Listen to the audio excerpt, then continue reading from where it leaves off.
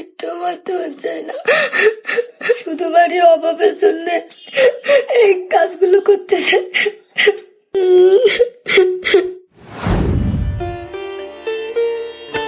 টেবিলটা পরিষ্কার করে ফেলি। এ কি দেখছি আমি, এতটুকু বাচ্চা এত কাজ করতেছে। আব্দুল্লাহ শোন, জি বলেন মহাজন। টেবিলের পরিষ্কার করা লাগবে না, হোটেলটা এবার ভালো করে ঝাড় দে, কোনো জায়গায় যেন ময়লা না থাকে।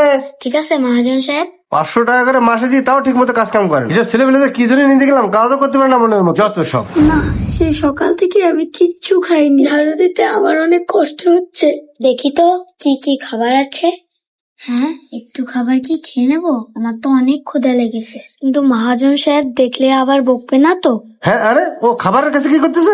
আব্দুল্লাহ তুই খাবারের কাছে কি করতেছিস? মহাজন সাহেব, আমার তো ক্ষুধা লেগে গেছে। আমি তো সকাল থেকে কিছু খাই না, আমি আর খাবো কখন? কাজ করতে না করতে কি দিলে গেছে? 500 টাকা কামে যা, এখন কাজ করতে যা।